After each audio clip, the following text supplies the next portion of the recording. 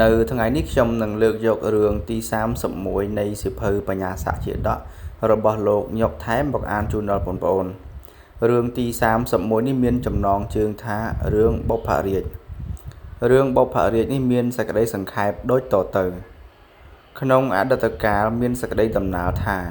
ព្រះបាទវិជ័យរាជគ្រងរាជនៅក្នុងវិសាលនគរ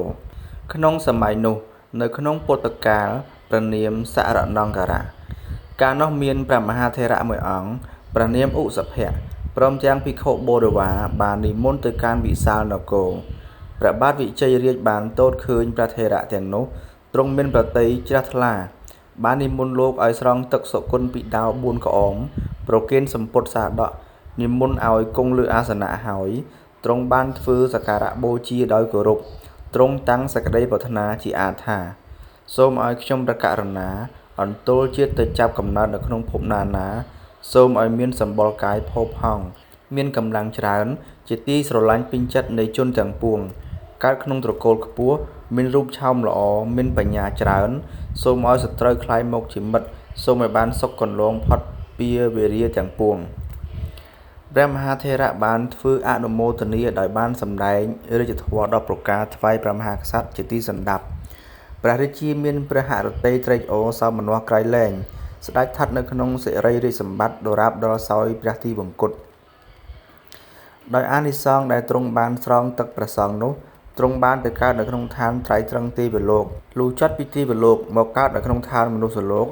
ជាព្រះរាជបុត្រនៃព្រះបាទសិរិពន្ធរាជក្នុងសិរិពន្ធនគរទ្រង់ប្រនាមព្រះបុព្វកុមារបុព្វកុមារមានចម្រើនវ័យឡើងព្រះវររាជបិតាបានធ្វើព្រះរាជពិធីរាជាភិសេកឲ្យឡើងគ្រងរាជសម្បត្តិជាដំណរព្រះរាជវង្សលុះព្រះបាទបុព្វរាជបានទទួលរាជាភិសេកហើយទ្រង់ឡើងគង់លើដំរីព្រះទីនាំងទ្រង់រុងរឿងដោយទេវបុត្រចោមរំដោយរាជបរិវារគួរជាទីទស្សនាក្រៃពេកស្ត្រីកែវចេញមកពីឧត្តរករោទ្វីបបានមកថ្វាយខ្លួនបម្រើព្រះអង្គសេនាបតីរតនៈក៏បានមកថ្វាយខ្លួនបម្រើព្រះអង្គស្ដេច101អង្គក្នុងចម្ពោះទ្វីបក៏នាំគ្រឿងរាជបណ្ណាការផ្សេងមកថ្វាយព្រះអង្គសម្ដែងក្តីស្វាមីភក្តិព្រះបាទបុព្វរាជទ្រង់មានកម្លាំងចតុរង្គសេនាយោធាមិនមានក្សត្រអង្គណាប្រៀបផ្ទឹមស្មើនឹងព្រះអង្គបានឡើយព្រះបាទបុព្វរាជទ្រង់តែងទូមានក្សត្រ101អង្គនិងមហាជនឲ្យស្ថិតនៅក្នុងបញ្ចសិលធ្វើទានដល់អ្នកកំសត់ទុរគតទំនុកបំរុងមេដាបិតានិងចាស់ទុំរៀមច្បងក្នុងត្រកូលឲ្យមានសម្ដីទន់ភ្លន់ជៀសវាងពាក្យញុះញង់សោកសៀតគប្បីពោលតែពាក្យសច្ចៈលះបង់កំហឹងចោលចេញបុគ្គលណាគិតឃើញថាភរិយាអ្នកដតីដោយមេដាឃើញទ្រព្យសម្បត្តិអ្នកដតីដោយដុំដីឃើញរូបអ្នកដតីដោយខ្លួនរបស់ខ្លួនសប្បុរសទាំងឡាយតែងសរសើរបុគ្គលនោះថាជាបណ្ឌិតមួយវិញទៀតអ្នកមានសម្ដីទន់ភ្លន់ត្រជាក់ត្រជុំមានមិត្តច្រើនឯអ្នកមានសម្ដីត្រគោះបោះបោកញុះញង់ចាក់ដោតគេមានសត្រូវច្រើន